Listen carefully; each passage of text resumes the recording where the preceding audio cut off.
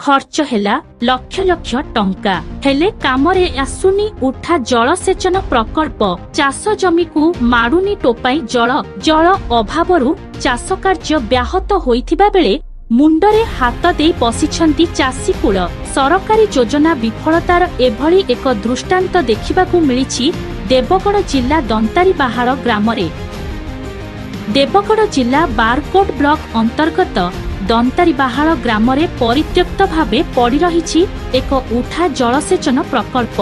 चाष जमी को जल जोगाइबा लक्ष्य सरकारक उठा जलसेचन विभाग पक्षरु गत 2023-24 आर्थिक वर्षरे बिजु कृषक विकास योजना माध्यमरे निर्माण होईछि एक उठा जलसेचन प्रकल्प। प्रकल्पर निर्माण बाबदकू सरकारी राजकोषरु व्यय होईछि प्राय 40 लाख टंका। एही प्रकल्प द्वारा मोट 40 हेक्टर चाष जमी जलसेचित हेबार लक्ष्य थिला। मात्र एही प्रकल्पटी निर्माण हेबा परठारु एजाए दिनक पई भी कार्यक्षम होई पारि नाही। प्रकल्परे अत्यंत निम्नमानर उपकरण ओ पाइप खंजा जाइथिबा कारणरु एहा निर्माणर किछि दिन परे भांगिरुची नष्ट होई जाइछि। फलरे चाष जमी को जल जोगाइबा संभव होई पारुनी। प्रकल्प निर्माण करुथिबा संपृक्त ठिका संस्थार लाभखोर मनोभाव और विभागीय कर्तृपक्षक उपयुक्त तदारख अभावरु एही प्रकल्पटी चाषींक कार्य न आसी वर्षे हेला परित्यक्त भावे पड़ी रहिथिबा चाषी कूल अभियोग करिसंती। ए संपर्करे ग्रामर चाषी कूल बारंबार विभागीय कर्तृपक्षक दृष्टि आकर्षण करि आसुथिले सुद्धा कौनसी सुफल मिली पारु नाही। फलरे रबी जातीय फसल और पनीपरिबा चाष कार्य करिबारु वंचित हेउछंती चाषी। दंतारीबाहाळ ग्राम रे बिजु कृषक योजना रे गोटे मेगा लिफ्ट पॉइंट लिफ्ट उठा जलसेचन प्रकल्प माध्यम गोटे मेगा प्रकल्प होता। प्रकल्पर आनुमानिक मूल्य आम जाना पाचु 40 लाख टंका। किंतु 40 लाख टंकार खाली ट्रांसफार्मर आउ मोटर बसई देकरी आउ किसी कार्यकारी है ना। आउ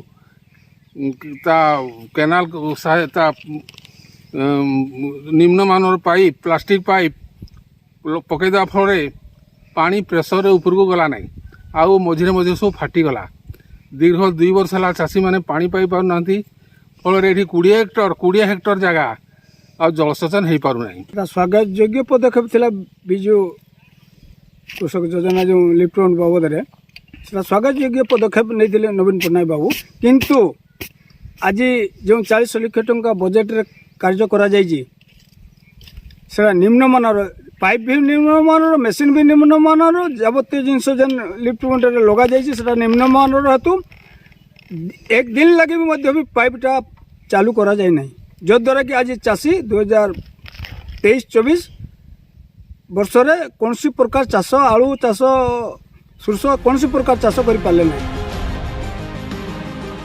गोटिए पक्षरे सरकार कृषि और कृषकर उन्नति पाई विभिन्न लोकहितकर योजना माध्यमरे अजस्र अर्थ व्यय करुछंती। हेले योजना कार्यकारी कराउथिबा खोद सरकारक अधीनस्थ कर्मचारीक दायित्वहीनता कारणरू योजनार सफल रूपायन होई पारु नाही। दंतारीबाहाळ ग्रामरे थिबा उठा जलसेचन प्रकल्पर स्थिति देखिले एहा स्पष्ट अनुमेय हेउछि।